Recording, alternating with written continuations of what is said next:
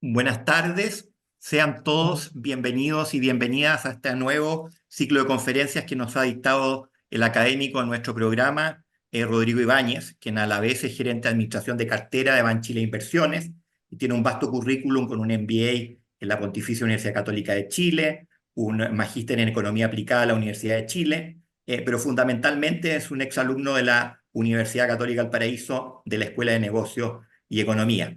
También nos acompaña el doctor Enrique Marshall, que es el director de este programa y a la vez fue ex vicepresidente del Banco Central. Nos vamos a referir en esta oportunidad a la conferencia Factores Macro y Portfolios de Inversión. Rodrigo tiene vasta experiencia en esta materia y ha dictado ya algunas conferencias sobre la temática. Agradecemos a todos quienes nos acompañan a nombre del máster en Banca y Mercados Financieros y del diplomado en Gestión de Instituciones Financieras de la Pontificia Universidad Católica del Paraíso. Fundamentalmente agradecemos a los futuros estudiantes del diplomado que parte este 15 de abril, que nos acompañan. También a un grupo más reducido de estudiantes del máster, porque acaban de finalizar su pasantía académica en la ciudad financiera del Banco Santander en Madrid, por lo tanto algunos de ellos se han quedado en España, pero está bien que disfruten unos días porque han estudiado, han estado con algunos consejeros del Banco Central, con el vicepresidente del Banco España, que es el homónimo del Banco Central nuestro.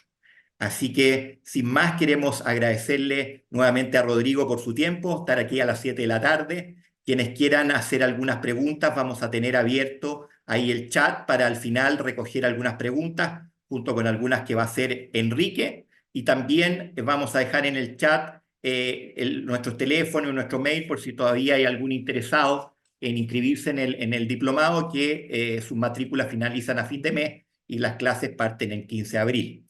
También en el máster ya tenemos 20 becados del Banco Santander y varios inscritos de otras instituciones como el Banco de Chile también, que todos los años nos sigue apoyando y que parte en el mes de septiembre.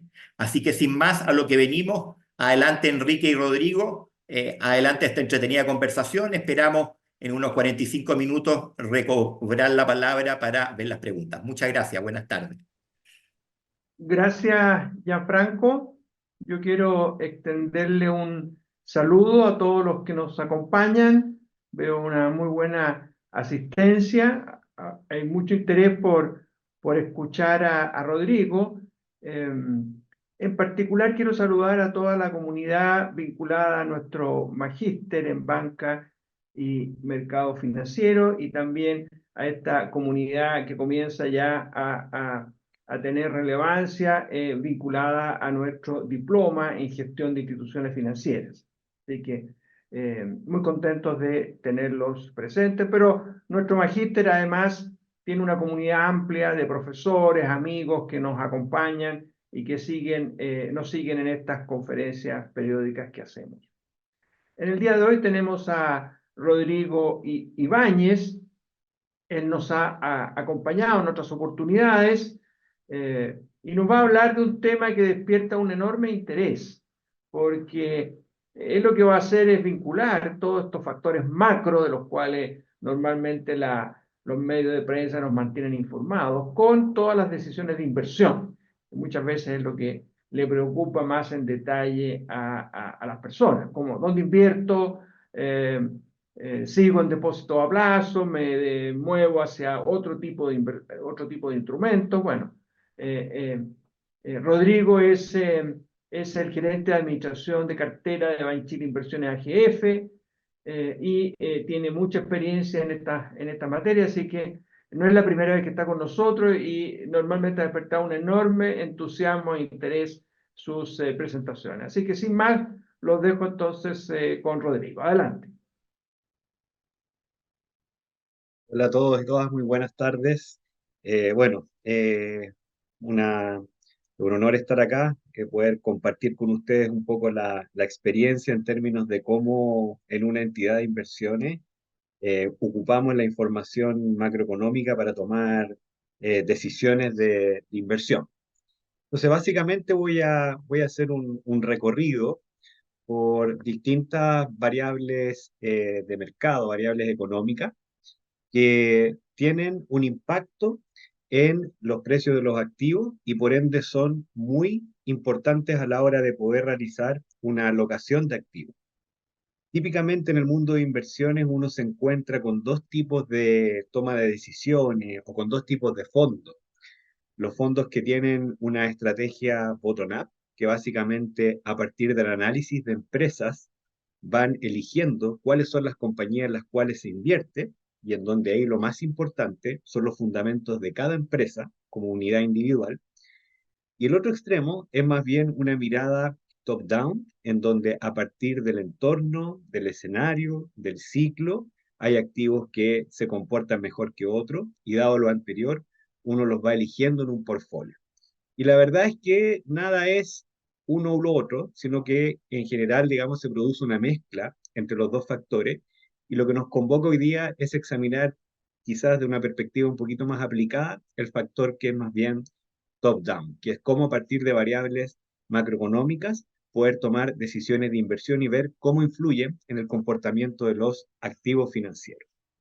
Entonces, voy a bueno, una pequeña hoja de ruta acá, en donde vamos a visualizar distintas variables del entorno, un repaso de los principales factores, después cómo se ocupan en los portafolios y algunas conclusiones, reflexiones finales, con la idea siempre de en unos 40 minutos ya estar de nuevo de vuelta con las preguntas y poder tener acá un intercambio de ideas. Entonces, voy a ver algunos factores y voy a comenzar con uno que la verdad es bien conocido por todos y que se toma y se ha tomado en el último tiempo de manera muy importante los principales titulares, no solo en Chile, sino en la mayor parte de los países, sean estos desarrollados o en vías de desarrollo. ¿Y a qué me refiero? Me refiero a la tasa de política monetaria, la tasa del Banco Central, esa que se decide por el Consejo del Banco Central 8 veces al año y que es la variable, yo diría, más importante en términos de cómo influye en los activos financieros bajo una prisma de factores macroeconómicos. Sabemos que la tasa de política monetaria es la tasa interbancaria de un día, que es definida por la autoridad monetaria, y es la herramienta que ocupa el Banco Central para lograr sus objetivos. Acá en Chile, un objetivo bien concreto que tiene que ver con el control de la inflación y en otros países, como por ejemplo Estados Unidos, además del control de la inflación o estabilidad de precios, también interesa la actividad económica, tener un objetivo de desempleo. Pero independiente si es uno u otro, la herramienta que busca lograr esos objetivos es la tasa de política monetaria. Entonces, ¿cómo hacemos en primera instancia el link entre la tasa de política monetaria y las inversiones? Y acá hay un gráfico que es bastante ilustrativo y que nos muestra la relación que tiene la tasa de política monetaria con los depósitos a plazo a un mes, a un año. ¿De dónde proviene esta información? Esta información proviene de la base de datos del Banco Central, en donde el Banco Central va actualizando todos los días cuál es la tasa de interés de un depósito, ya sea a un mes, a un año y demás plazos, pero quise poner estos dos representativos y estos son depósitos que se transan en el mercado secundario. No es el que yo voy y me da el banco, sino que son los depósitos que se transan en el mercado secundario para que quede súper clara la fuente de información. Pero más allá de la fuente de información, lo muy importante es que esta figura muestra que la tasa de política monetaria, que hoy día está en 7,25%, y que se dibuja con esa línea ploma, está prácticamente en el mismo nivel que los depósitos a plazo en un mes en su versión anualizada. Es decir, la tasa del depósito la ponemos en base anual, y si ustedes se fijan, la línea azul oscura es prácticamente igual que la línea ploma. Por lo tanto, la decisión de la tasa del Banco Central tiene en primer lugar un efecto muy importante en las tasas de los depósitos a plazo, pero también influye en las tasas de los depósitos a plazo de mayor aliento, no solo a un mes, sino a un año. Las tasas de los depósitos a un año también van siguiendo, incluso pueden ir adelantando en ciertas ocasiones lo que va a pasar con la tasa del Banco Central. Entonces, cuando uno tiene una visión respecto a la tasa del Banco Central, cómo va a ser su recorrido en el tiempo, por ejemplo, un mercado que, para poner un poquito más de color de lo que está pasando ahora, se ha ido convenciendo de que en la próxima reunión del Banco Central la tasa pueda bajar 75 puntos en circunstancias que hace unas semanas atrás, justo antes de los datos de inflación, se pensaba que podía bajar 100 puntos, eso tiene un efecto bien importante en términos de cuánto nos pueden dar los depósitos a plazo. Y los depósitos a plazo son la alternativa de inversión que es la que en términos relativos tiene el menor riesgo y las tasas de los depósitos a plazo, tal cual como ilustra la figura, hoy día en particular, todavía están bastante atractivas.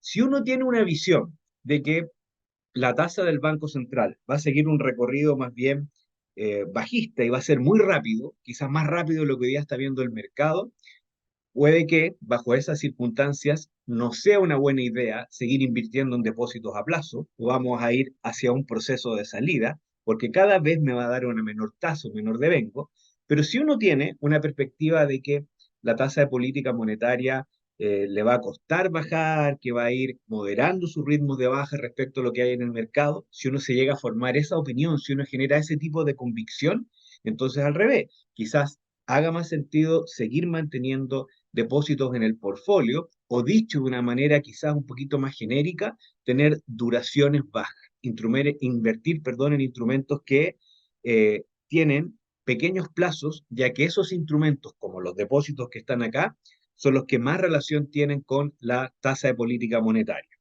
Entonces, es muy importante poder leer hacia dónde va la tasa política monetaria, ya que en circunstancias como las actuales, eso es muy relevante para ver si es que sigo o no con una estrategia de tener depósito en buena medida en mi cartera, si es que eso es lo que estoy haciendo, o si es que empiezo a empezar a moderar la porción que tengo en los portafolios de los depósitos a plazo. Inmediatamente uno se pregunta, bueno, pero a la vez, al mismo tiempo, ¿qué es lo que determina la tasa del Banco Central? Y como decíamos al principio, acá en Chile es básicamente la visión de inflación que tenga el Banco Central y cuándo va a lograr su objetivo inflacionario.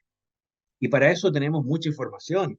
Tenemos los informes de política monetaria, que vamos a tener uno en las próximas semanas, a principios de abril. Tenemos lo que van diciendo los consejeros del Banco Central en sus distintas conferencias, cuando pueden hablar.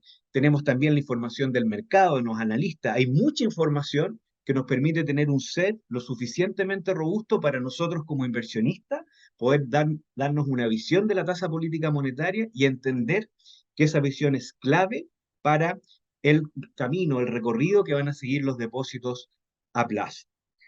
Entonces, esa variable macro es muy importante y también determina otras variables. No solamente la tasa del Banco Central influye en los depósitos, sino que también influye en las tasas de renta fija, porque el depósito es típicamente emitido por un banco y es a un plazo que puede ser hasta un año. Pero ¿qué pasa con las empresas? Cuando las empresas emiten deudas, lo que es ya el mercado de la renta fija, cuando hablamos de deudas que van a ser pagadas, ya sea en términos de toda su amortización y sus intereses van a ser pagadas más de un año, cuando entramos al mercado de renta fija, ahí lo que nos interesan son las tasas de interés de mayor plazo y lo que muestra la evidencia es que, por ejemplo, en Chile, a partir de esa figura, las expectativas de la tasa del Banco Central no solamente afectan a los depósitos, donde la relación es muy directa, como mostramos anteriormente, sino también afectan a las tasas de interés a 2 años. Y lo que muestra la figura es que la opinión que tiene hoy día respecto a cómo va a ser la tasa de interés de política monetaria, por ejemplo, ahí, en 11 meses más, que es una información que uno puede extraer de la encuesta de expectativas económicas, que todos los meses el banco la publica, el Banco Central, esa expectativa de lo que va a ser en 11 meses más la tasa política monetaria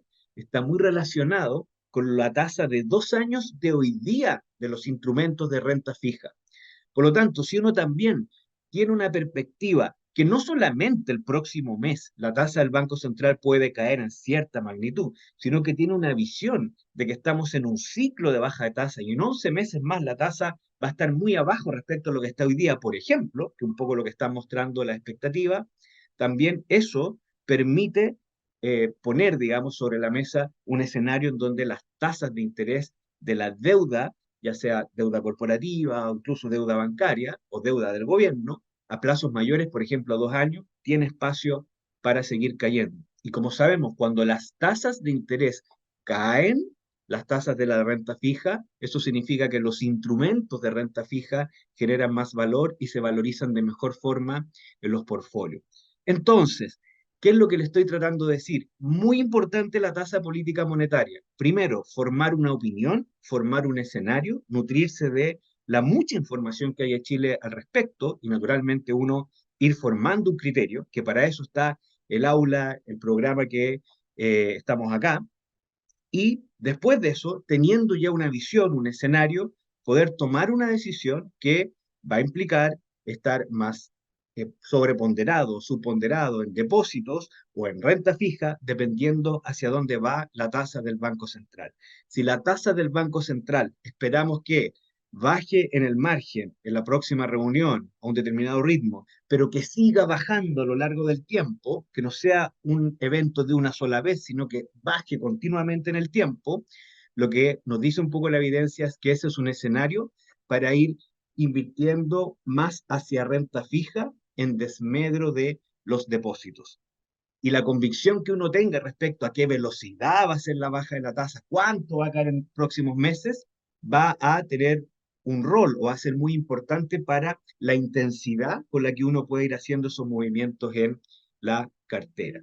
Y finalmente también hay alternativas de inversión quizás un poquito más sofisticadas, que cuando las tasas de interés del Banco Central están altas, como fue el caso, digamos, del año pasado, donde estaban altas y se esperaba que siguieran altas mucho tiempo, distinto a lo que está pasando ahora, hay instrumentos que son un poco más sofisticados, que son instrumentos con tasa que se va ajustando a la tasa del Banco Central, que son los típicos fondos más bien floating rates, muy propios, digamos, de los activos internacionales, pero que son otro tipo de instrumentos que también están diseñados para momentos en los cuales las tasas de interés de política monetaria van para arriba, se mantienen altos, que a la luz de lo que he dicho ahora son instrumentos que ya deberían ir de salida en los portafolios.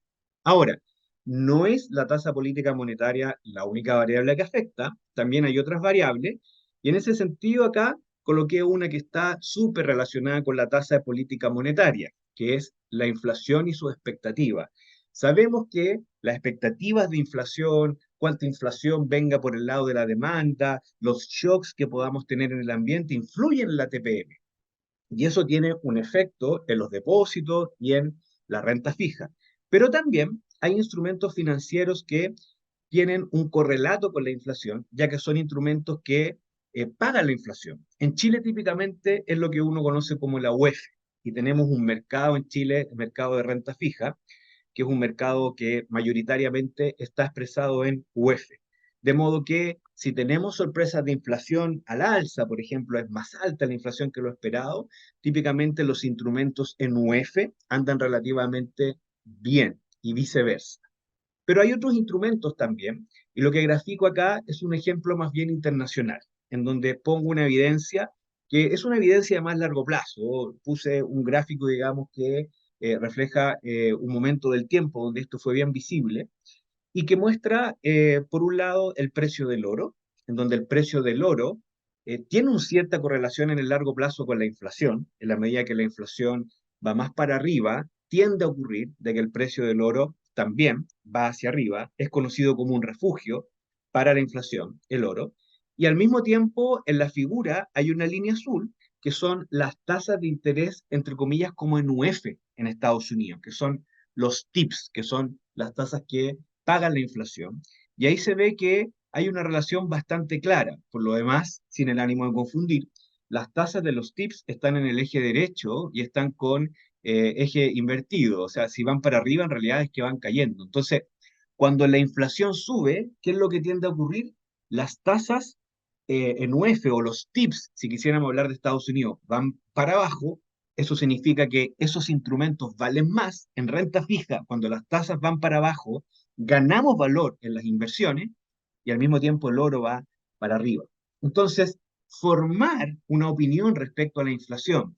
Si yo tengo una convicción, por ejemplo, de que la inflación va en retirada y quizás a una velocidad, por decir algo hipotético, mayor a la que el mercado hoy día está trabajando, ¿qué es lo que uno puede hacer con esa información? Básicamente, y dada esta evidencia, no sería una buena idea estar con una sobreponderación, por ejemplo, en oro, y sería un momento también para empezar a sacar instrumentos indexados que pagan la inflación si es que ésta viene descendiendo. Y al mismo tiempo, si la inflación es más baja, y haciendo el link con lo anterior, la TPM también debiera ir acelerando su ritmo de caída, y por ello también los depósitos debieran ser una alternativa que quizás no sea tan razonable. Y sí la renta fija, pero la renta fija no la que paga inflación, sino la que es más bien nominal. Entonces, uno puede armar ya con estas dos variables un mapa conceptual en términos de ver cómo yo, dado un determinado escenario, me puedo alocar y puedo generar valor en un portafolio. Tercer elemento, además de lo que tiene que ver con tasa de inflación, la actividad económica, ¿ya? Que también tiene una relación. Es difícil aislarlo, pero desde un punto de vista del planteamiento de las ideas y para aislar los efectos, quise plantearlo de esta manera. Y la actividad económica también tiene un efecto muy importante en los distintos activos financieros. A ver, si uno piensa en la actividad económica y lo enfoca desde la perspectiva de los activos de renta variable, uno diría, en el largo plazo, lo que debiera ocurrir y tiende a ocurrir, es que cuando la actividad económica va con una cierta aceleración, cuando el país empieza a crecer de una manera benigna, por sobre el potencial, empujado por la inversión, en ese tipo de escenario, lo que uno refleja eso en términos de la renta variable es que las utilidades de las compañías debieran ser más sustentables en el tiempo, debieran tener un crecimiento sano. Tiende a haber un buen correlato entre la actividad económica y cómo vamos creciendo versus cómo las utilidades de las compañías van creciendo en el tiempo. Y las utilidades de las compañías, lo que ganan las empresas año contra año, es finalmente lo que refleja cómo van agregando valor. Y eso es lo que capturan el precio de las acciones. Entonces no es inocuo. Si yo digo, mira, la actividad económica va a seguir deprimida, va a ser empujada hacia abajo por ausencia de inversión, y tengo ese tipo de relatos, básicamente lo que estoy diciendo es que desde el punto de vista de la generación de utilidades corporativas va a estar muy desafiante para las empresas, y por lo tanto uno no podría decir el índice de empresas que representa al país en renta variable tiene muy buenos fundamentos. Eso no significa que uno no invierta en renta variable, pero por el lado de generación de utilidades no viene por ahí el catalizador. Después lo voy a mezclar con las tasas de interés de los instrumentos para hacer, digamos, otra relación con la renta variable. Y por otro lado también, la actividad económica tiene un efecto en la renta fija y particularmente en el riesgo de crédito. No es lo mismo un país que está con una aceleración del crecimiento, con un crecimiento benigno, versus otro país que va en descenso. ¿Por qué? Porque si el país va en un ascenso, la economía va bien, las compañías es menos probable que tengan problemas de endeudamiento en particular, que caigan en default, que no paguen sus deudas. En cambio, si es que la economía va para abajo, si es que la actividad no nos acompaña en ese sentido, es más probable que las compañías, sobre todo aquellas que están en sectores más cíclicos, que dependen más de esto, puedan caer en default, es decir, no pagar sus deudas. Y el que las compañías caigan o no caigan en default es clave para el spread, es decir, cuánto premio yo le pido a esa compañía para prestarle plata en el mercado de renta fija versus lo que yo le exijo al cero riesgo, entre comillas, que es el instrumento de tesorería.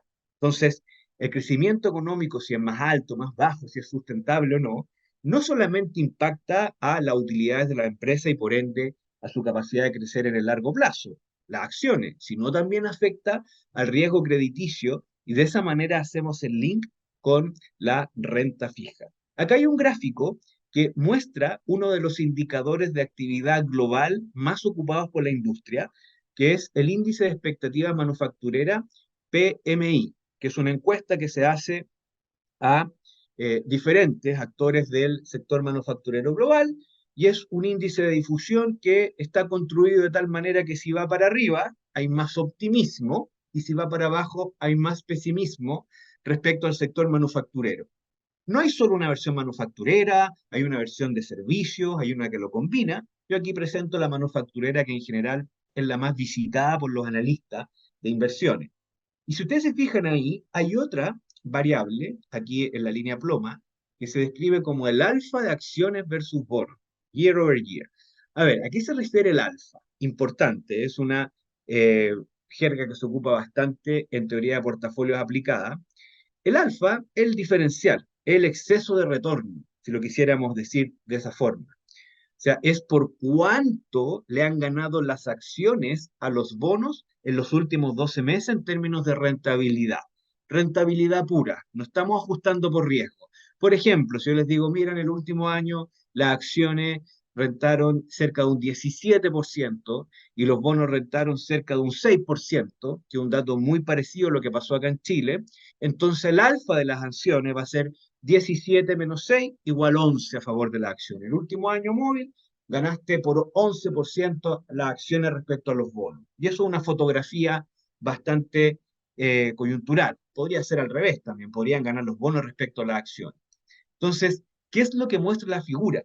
La figura muestra que, en términos de cómo se van moviendo las variables, cuando se produce una desaceleración o una expectativa de que la economía global, considerando todo el mundo, va en una fase de desaceleración, lo que ocurre inmediatamente es que el alfa de las acciones con los bonos empieza a bajar. Es decir, la toma de riesgo de los inversionistas se empieza a moderar.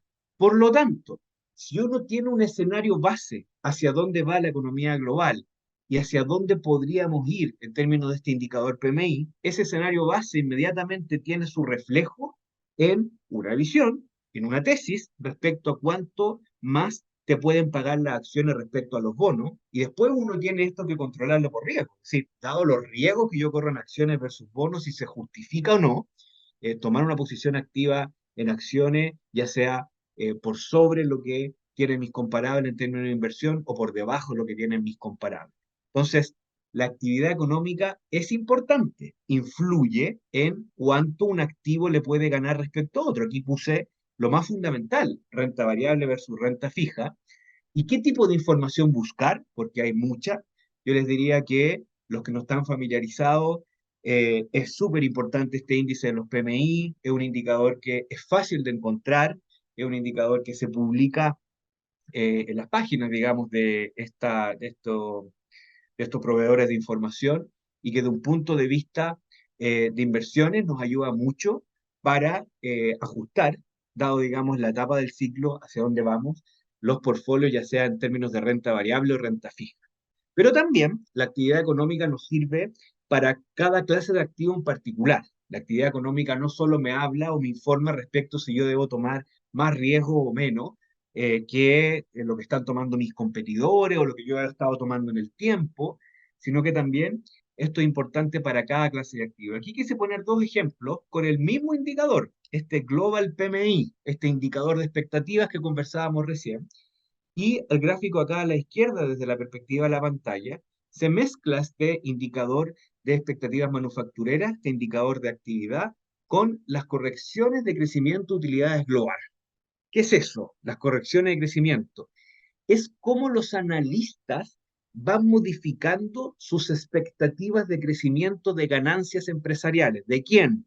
Esto es global. Son de las empresas que están listadas en el índice global, que es el índice MSCI World, ¿ya? Que conjuga, digamos, todas las empresas del mundo que están alocadas en ese índice.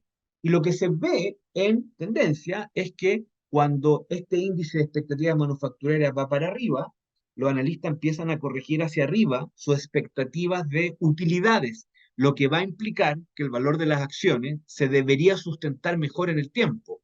Y al revés, cuando las expectativas manufactureras van hacia abajo, lo que tiende a ocurrir es que los analistas van corrigiendo hacia abajo sus expectativas de utilidades y eso le da menos sustento al valor de las acciones si está alto, y eso nos permite, desde el punto de vista de lo fundamental, contrastar esto con un determinado valor del precio de la acción. Si uno ve que el precio de la acción está alto o empiezan a haber voces en el mercado que dicen que hay una valoración muy extrema o que si uno compra acciones la está comprando muy cara, bueno, no solamente eso uno lo puede mirar haciendo promedio histórico, sino lo puede hacer contrastando con esto. Oye, si el precio de la acción está elevado, pero justo estamos en un momento en donde las correcciones de utilidades van hacia arriba, hay fundamento.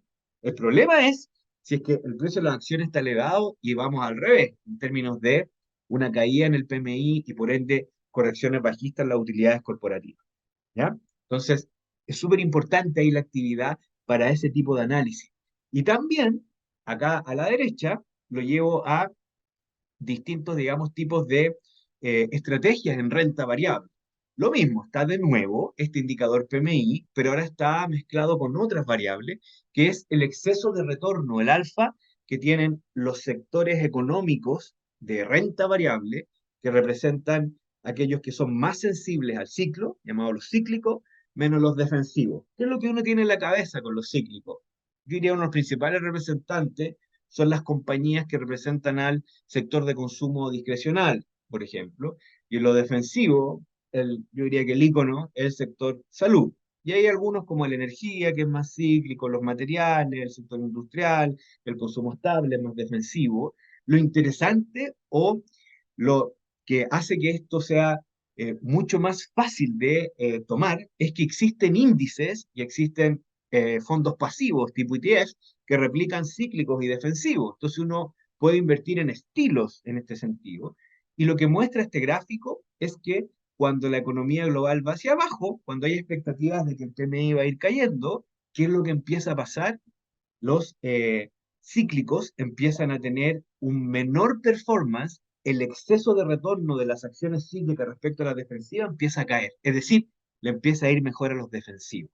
Entonces, si uno tiene una vista también respecto hacia dónde va el ciclo, inmediatamente tiene que también esa vista eh, congeniarla con lo que está haciendo en términos de los activos de renta variable, por ejemplo acá, en términos de cíclicos versus defensivos.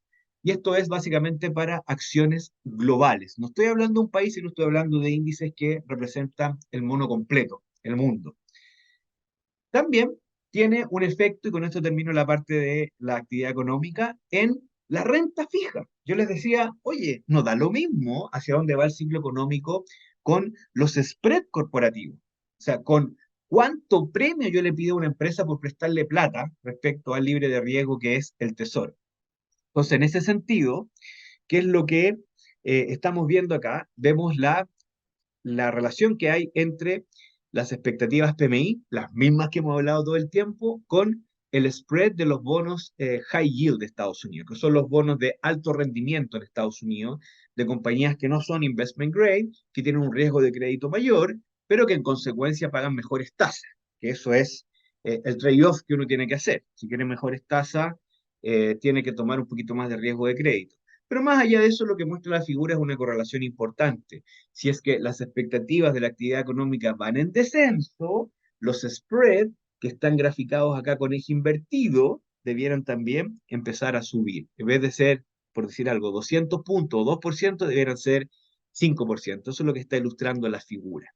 Por lo tanto, también, desde la perspectiva de una estrategia de renta fija, también hace bastante sentido poder ir leyendo hacia dónde va la actividad económica desde una perspectiva de armar portafolios como con una estrategia más bien top-down, donde uno puede comprar estos índices de high yield sin tener que ir empresa por empresa en renta fija. Otro factor es, y esto es más de momentum, cuando uno dice momentum es más de corto plazo, pero son las sorpresas económicas. ¿Qué es lo que pasa? Que existen indicadores, hay uno muy famoso, que es el que construye el Citi, en donde básicamente lo que hace el equipo de análisis del Citi es ir viendo si los datos económicos publicados son mejores o peores a lo que se esperaba para ese dato, que es lo que está acá escrito, ¿ya? Entonces podemos tener una sorpresa positiva o una sorpresa negativa. Es decir, el dato económico puede ser mejor a lo esperado por los analistas o terminó siendo peor a lo esperado por los analistas. Y también existe sorpresas de inflación, que también es un índice que se publica por parte del Citi y que sigue la misma lógica que el anterior. Así que la inflación sale por sobre o por lo bajo esperado por los analistas. Entonces aquí yo puse un gráfico un poquito más sofisticado para ilustrar el punto, en donde tomamos la información del Citi, el índice de sorpresas de actividad, que es un índice que se construye de manera diaria, y le restamos el índice de las sorpresas de inflación. Y se genera algo que se llama como un índice que lo llaman los analistas de miseria. Pero básicamente, el peor mundo que uno podría tener es que la actividad económica vaya para abajo o sorprenda negativamente, los datos peor a lo esperado y la inflación por sobre lo esperado. Ese es el peor mundo. Ese sería como la miseria ya expresada, digamos, en este índice en su máxima expresión.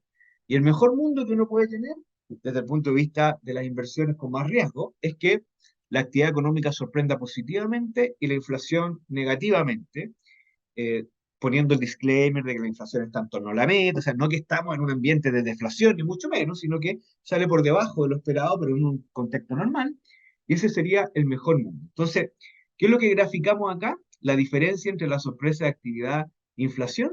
La línea ploma va para arriba, cuando las actividad económica es mejor a la esperada y cuando la inflación es más bajo a la esperada. Ahí va para arriba el índice.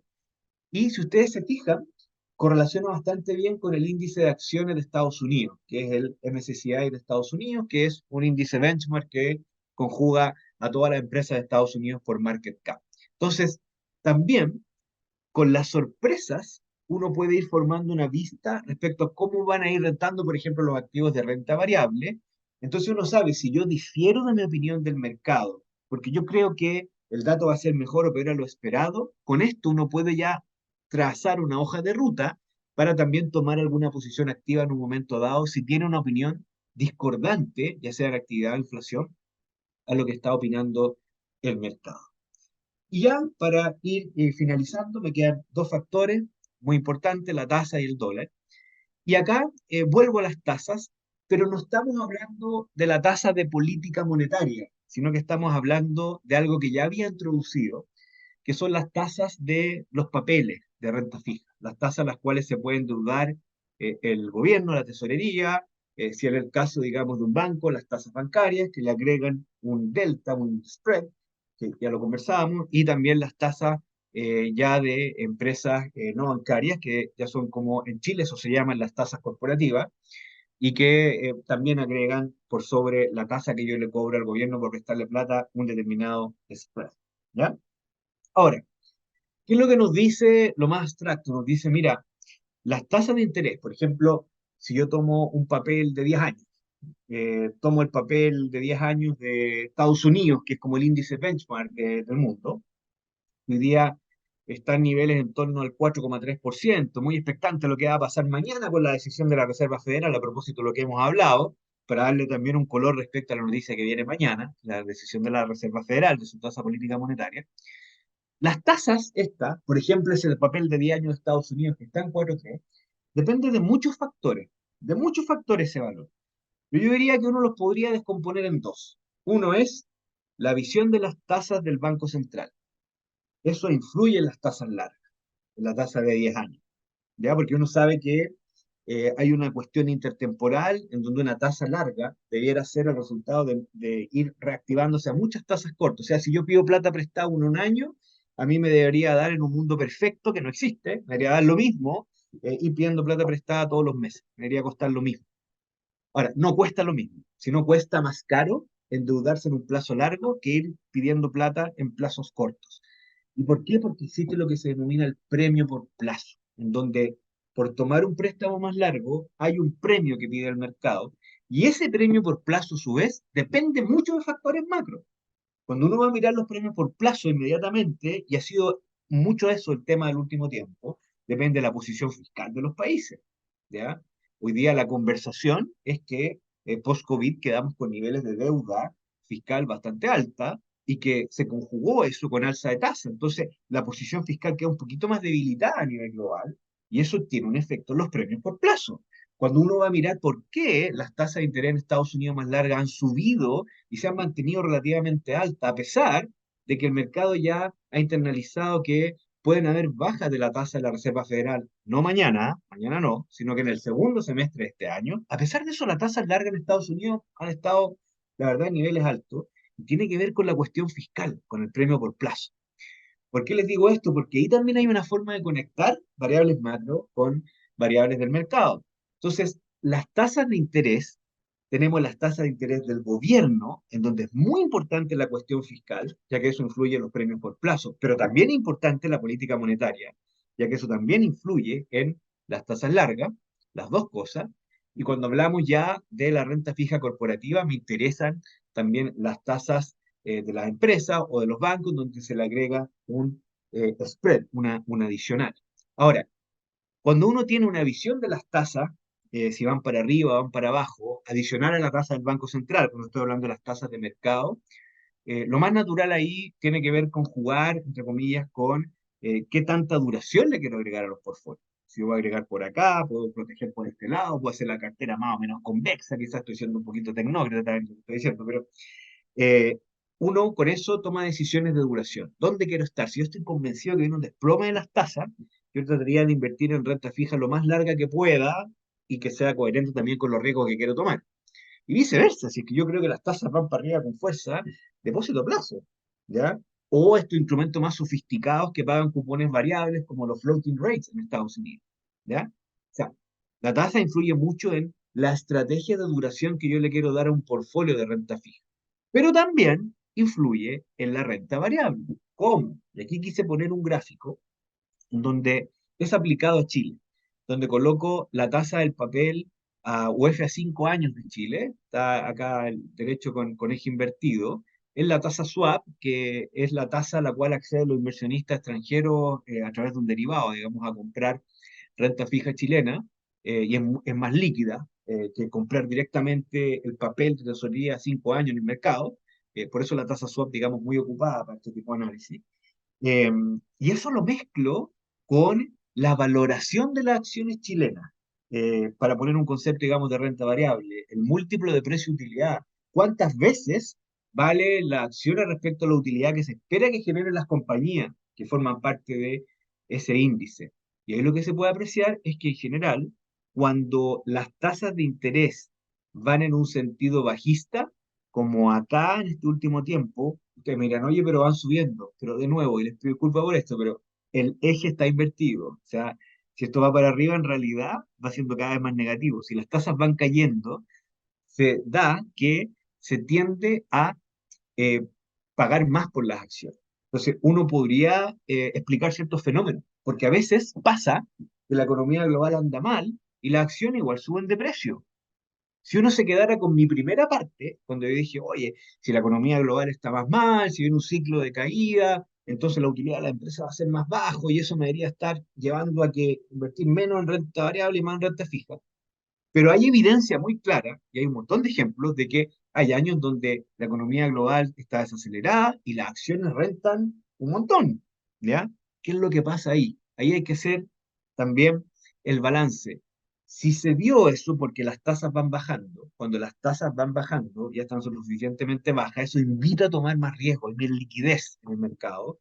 Entonces, puede darse de que cuando las tasas van bajando, las acciones suben porque hay más disposición a pagar por las acciones, por el múltiplo, yo diría, a pesar de que desde el punto de vista de la generación de utilidades las acciones están más contenidas. Y ahí no se trata de invertir en índice, ahí lo que uno tiene que hacer es ir buscando a aquellas compañías en donde la situación de generación de utilidades es la más benigna dentro de lo malo que puede ser y que a la vez tengan potencial de beneficiarse de las bajas de tasa. Entonces, las bajas de tasas no solo sirven, o alzas de tasa, para definir una estrategia entre la renta fija, ya sea de estoy larga duración, corta duración, sino también son datos que influyen o que sirven para también tomar una posición en renta variable u otras cosas también. Si las tasas empiezan a bajar, qué es lo que uno también empieza a ver, de que hay sectores de la renta variable que se ven mejor aspectados, típicamente todo el negocio de rentas, de real estate, anda mejor cuando las tasas van para abajo y viceversa, ¿ya? Hay sectores más sensibles, hay betas calculados, eso depende ya de la casuística de los datos de cada país, pero es muy importante las tasas de interés que se alimentan de la tasa del Banco Central, que se alimentan de los precios de premios por plazo, que al final todos ellos conjugan muchas variables macro. Y finalmente, perdón, pasé acá, el dólar, aquí simplemente lo plantea de una perspectiva más general, el dólar global, que es básicamente el valor de el dólar respecto a las monedas más desarrolladas, que es el DXY, es una variable que típicamente sirve mucho para invertir, por ejemplo, en renta variable en bloques, emergentes versus desarrollados. ¿Qué es lo que dice la evidencia empírica? La evidencia empírica lo que dice es que si vamos a un ciclo alcista del dólar, por ejemplo, la renta variable desarrollada tiende a rentar mejor que la emergente y viceversa. Si vamos a un ciclo bajista, son los países emergentes los que, como bloque, en tendencia, no día a día, sino que en un espacio 6, 12 meses, 18 meses, andan mejor que los países desarrollados. Y al mismo tiempo, cómo uno se hace una opinión respecto al dólar eh, con la posición de la deuda, perdón, la posición de comercial de Estados Unidos, con la posición de la cuenta corriente de Estados Unidos, también con la política monetaria de Estados Unidos, que ha sido muy importante eso en la última fase, digamos, en relación a la valoración entre el par peso-dólar. Entonces, hay muchas variables macros que influyen en el dólar, pero cuando uno ya tiene una cierta vista, un escenario, una tesis de inversión respecto hacia dónde va el dólar, por ejemplo, eso es muy útil para discriminar si es que yo mi renta variable voy a ir entre emergente o desarrollado, ¿ya? Entonces, ¿cómo esto lo colocamos dentro de un portfolio, una estrategia? Yo más que definir, digamos, un portfolio específico, eh, les diría, hay cuatro cosas que son muy importantes. Primero hay que tener una tesis de inversión macro, ¿ya? Y la tesis tiene un escenario, uno define cuál es el ciclo más probable, vamos a recuperación económica, es con alta o baja inflación, eh, vamos a un ciclo de baja o subida del dólar, cómo están los premios por plazo, es decir, formar una tesis de inversión macroeconómica, ¿ya? Donde uno ahí tiene sus propios conocimientos, su criterio, pero se alimenta mucho de la múltiple información que hay en el mercado. Y ahí tiene uno que también tiene que tener criterio de ver qué cosas en el tiempo o qué tipo de análisis son los que mejor funcionan o no. Y una vez definido la tesis de inversión macro, uno ahí puede construir o tiende a construir algunas variables cuantitativas que me digan cómo los activos tienen betas respecto a las variables macro, cuáles son más sensibles o no a las tasas de interés. Puede ser empresa por empresa en renta variable, mercado por mercado en renta variable, en renta fija con la duración uno lo puede hacer, con riesgo de crédito. O sea, formar un mapa que te permita esto cuantificarlo, para que no quede en un relato, ¿ya? Sino que cuantificar cómo las distintas variables de mi portfolio, las que yo tengo que asignar y gestionar, se correlacionan con las variables macroeconómicas. Y dado un determinado benchmark, un objetivo de inversión al cual yo tengo que ganarle, con los riesgos muy controlados, yo tomo ahí el segundo paso que es la posición en larga o corta.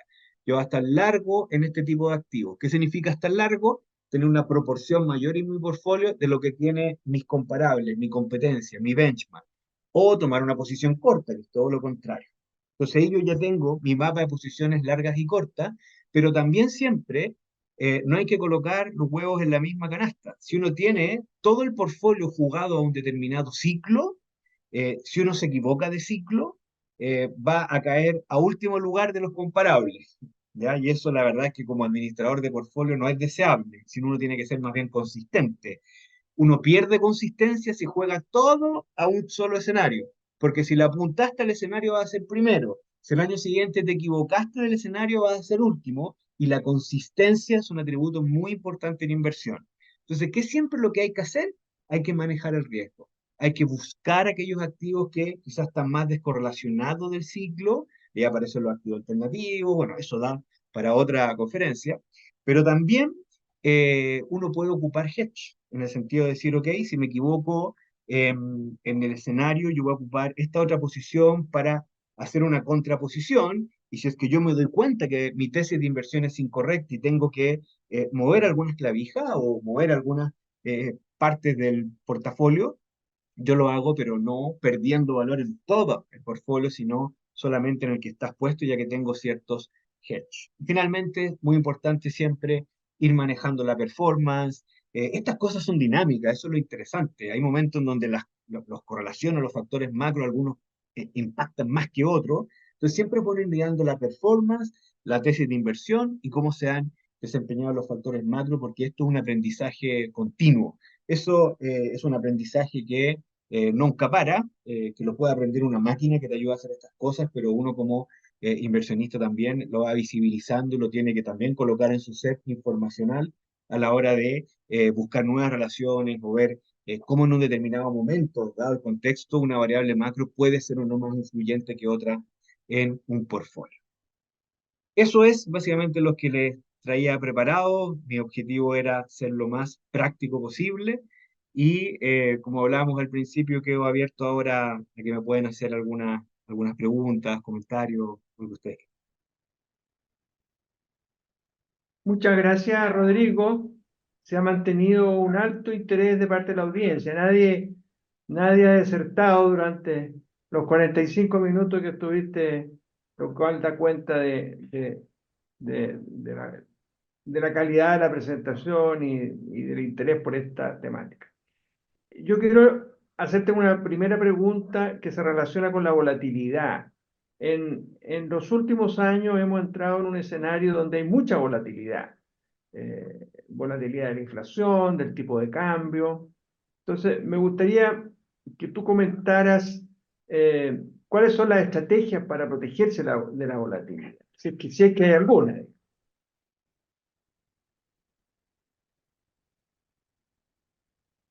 ¿Me escuchan? Ahí perdí un poquito de... Sí, te escuchamos. Ya, disculpen. Sí, sobre la volatilidad es la interrogante, ¿cierto? A ver, eh, aquí, claro, hay una dimensión que es la dimensión de la volatilidad, que es muy relevante y quizás no la profundice tanto. Pero hoy día estamos en un momento que es muy desafiante porque los mercados y en general los analistas, yo diría que por distintas condiciones, por condiciones de mucho más inteligencia artificial en los portfolios, mucho más control de riesgo, estrategias tipo eh, paridad de riesgo o cosas de ese estilo, han hecho que los ciclos económicos como que tenemos fotitos de muy corto plazo. Entonces, podemos pasar de un trimestre a otro, de un mercado que estaba imaginando una recesión o una desaceleración en la economía, a otro que por un par de datos ya imagina una recuperación o en la jerga, digamos, más de hoy día, un soft landing versus un no landing. ¿Y qué es lo que imprime eso? Eso le imprime una volatilidad mayor a los activos respecto a lo que estábamos acostumbrados. Y eso se puede ver en el caso, digamos, de las acciones a través del índice clásico, que es el VIX, que si bien es cierto, hoy día están en niveles relativamente más bajos, tiene cambios de escala más rápido. Y el otro que es muy impresionante, lo que ha pasado con la renta fija, los índices de volatilidad de los bonos, el MOVE, que es un índice que miramos regularmente, también pasó de escala, está como en una escala, cambió de nivel. Y lo mismo que el tipo de cambio, donde acá en Chile ha sido bien visible que partimos en un determinado nivel en torno a 881, casi llegamos a 1000, ahora hemos tenido un relajo y es cosa, digamos, ya de lo que siempre nos acostumbramos a ver, movimientos muy agresivos de un mes a otro, sin haber tanto cambio de escenario. O sea, hay variables que se cambian, pero no es un cambio de escenario dramático.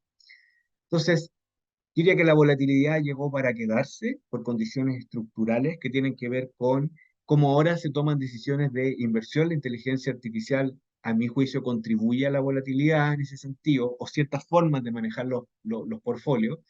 Y en el caso más particular, digamos, de Chile, yo diría que la volatilidad del tipo de cambio también es algo que llegó para quedarse.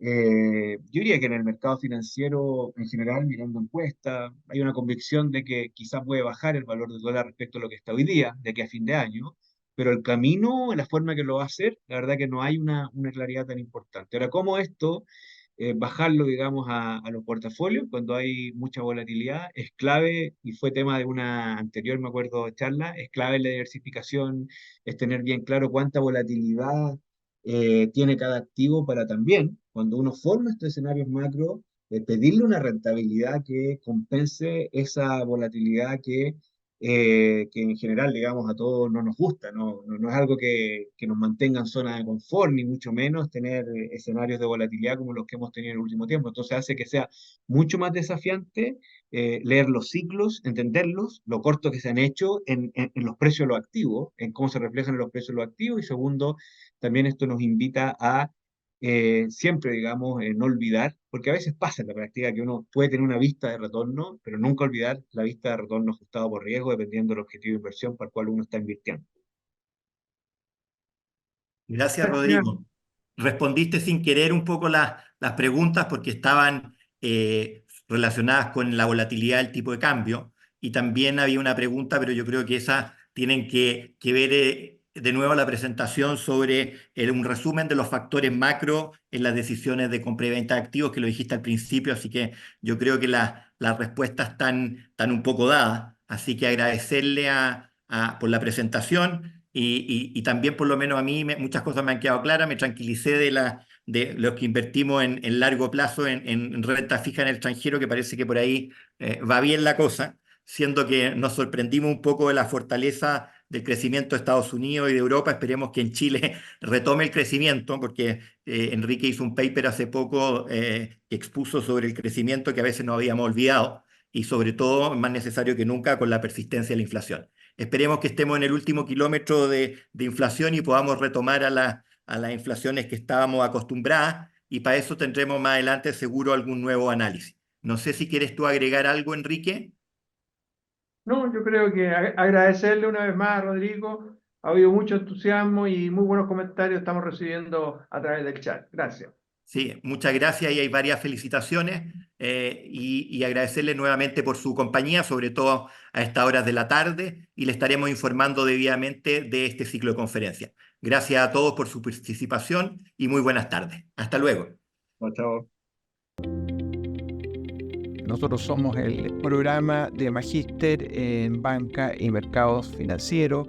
Tenemos ya varios años impartiendo este programa, hemos tenido bastante éxito y todas las evaluaciones que hemos hecho son muy positivas. Hemos advertido que existe un interés por contar con un programa quizás un poco más corto. La idea es cubrir las necesidades que enfrenta hoy día un profesional de la banca de nivel intermedio que está pensando en proyectar su carrera, en reforzar sus expectativas de desarrollo profesional, y eso es lo que buscamos ofrecer. No solo para la banca, sino que también para el sistema financiero en su conjunto. Creo que es importante, como valor agregado, el networking que se genera en este tipo de programas formativos, de diplomados. Todo eso también enriquece mucho la posibilidad de seguir desarrollándose en el mercado laboral.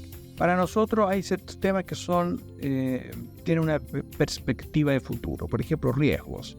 Es una gran temática. Hoy día hay mucho interés, mucha preocupación y necesitamos reforzar la capacitación en esa área. Lo mismo en el tema de cumplimiento. Hoy día el foco es cumplimiento. Queremos aprovechar la experiencia acumulada y ofrecer un producto de muy buena calidad pensando en la banca del futuro.